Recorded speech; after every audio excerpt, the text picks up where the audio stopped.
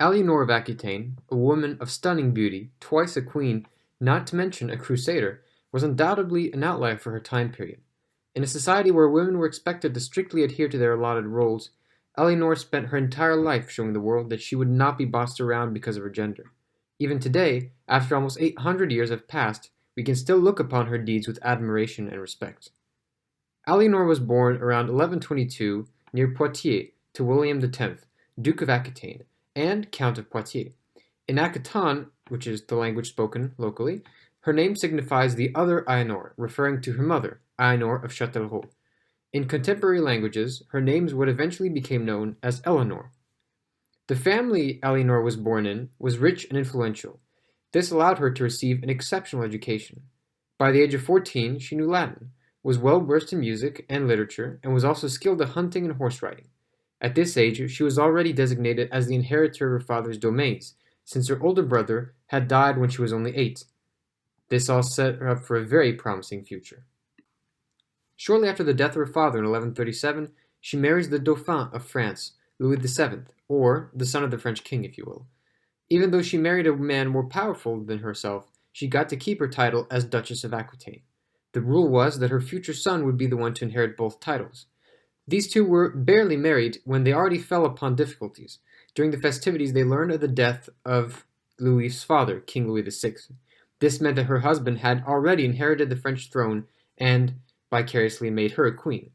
So, within the span of a year, Aliénor went from being the simple daughter of a duke to being a duchess in her own right, as well as being Queen of France. However, Aliénor was disliked by the French court precisely because of her unapologetic character. She was outgoing, smart, playful, but also not afraid to display her beauty.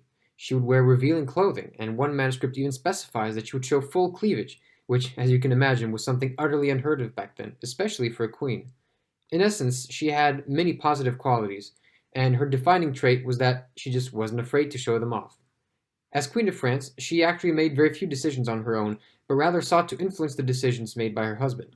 One of these involved convincing him to annul the marriage of a certain Raoul de Vermandois, so that her sister Petronille d'Aquitaine could marry him since they were in love. This became the origin of a very serious conflict with the brother of Raoul's ex-wife, Thibaut IV. His fury led him to overthrow a town and claim it for himself, which then led to the king and queen having to retake it by force. During this reconquest, they set fire to the town's church, in which its inhabitants had taken refuge. Needless to say, they also perished. News of this heretical act then reached the Pope, who then, as a way of sanctioning the king and queen, barred the couple from taking part in holy rituals. This news weighed heavily on King Louis VI, who was a devout Catholic. He decided to redeem himself by taking part in the Second Crusade in 1145. Naturally, given her free spirit, Aliénor insisted that she would go with him. Joined by the wives of other crusaders who decided to do the same, they all left together for an unknown land. Although they all left with high hopes for what was to come, the journey proved arduous to say the least. For starters, the huge procession of wives following the crusaders slowed the soldiers down. Then, the Battle of Mount Cadmus took place on the way, during which the entire crusade was almost lost. To add to this, the Byzantines lied to the French about the state of the war once they arrived. They didn't tell them that the German forces had already been wiped out. Aliénor's uncle was also present at the crusade. Her close relationship with him sparked rumors of them having an affair. It still remains unclear today if this rumor was actually true. Finally, as we all know today, the crusade itself eventually turned out to be a failure. All of these factors led to a huge rift forming between Aliénor and Louis, who returned to France separately. Louis returned by land, and Aliénor returned by boat. While the Pope attempted to mend the couple's relationship, it did not last. This is when, in a completely unprecedented move for the time, Aliénor asked for the annulation of her marriage with Louis on the grounds that they were distant relatives. This claim was actually true, since the two were indeed distant cousins, but even the church, which initially married them together, didn't see it as a big enough of a relationship for it to cause a problem in the marriage. In 1152, also it's important to know that the marriage was considered annulled, and I don't use the word divorce here specifically because divorce as an idea or an institution didn't exist yet. But her annulation was essentially the same thing. Again, this demonstrates her remarkable strength of will and confidence. A woman initiating an annulation was almost unheard of in the Middle Ages. It was only after 8 weeks of being single that she married herself with Henry II Plantagenet, the future King of England. They had met a year prior when he was present in her court, and by the end of 1154 she had become, well, Queen of England. This English domain became also larger since her native duchy was added to the crown. This marriage was a fruitful one, to say the least. She gave birth to 5 sons and 3 daughters at a time period when dying from childbirth was very common, not to mention that she had already birthed 2 children from her previous marriage. She would also spend most of her time ruling Aquitaine, while also filling in for the king in England when he wasn't available. As such, she spent a lot of her time crossing the Channel and traveling throughout both countries.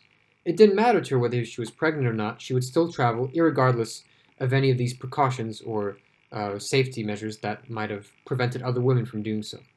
She continues to govern peacefully for the next 20-odd years until she becomes embroiled in a bloody civil war. Her sons Richard, Geoffrey, and Henry rebel against their father Henry II in 1173. Always doing what she wants, she decides to support her sons, but gets captured by her husband's troops and remains in prison for the next 15 years. Having survived this ordeal, and no worse for wear, she is liberated by her favorite son, Richard Lionheart, the one and only, who is now king, and who goes off to fight in the Crusades in 1190. It is during his absence that Aliénor's capabilities as a queen are at their highest. She essentially runs the entire country in his absence, and does a good job of doing so, showing that she is also a skilled leader in her own right. However, the years pass, and Richard has still not returned. Worried for his son, she eventually finds out that upon his return from the Crusades he was captured by the Holy Roman Emperor.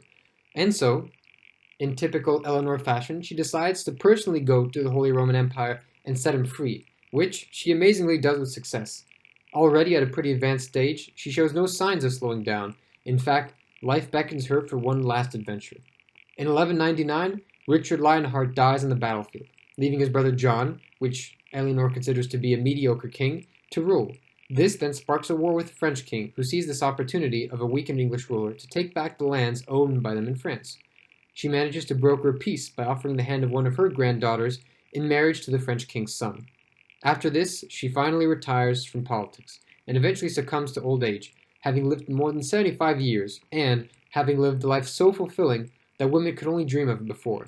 She showed to those around her that she was not to be messed with, and she had a mind of her own. Many people even today consider her to be the first feminist of sorts, and in many aspects I would have to agree. In any case, she truly is a model of leadership and confidence, even in today's times.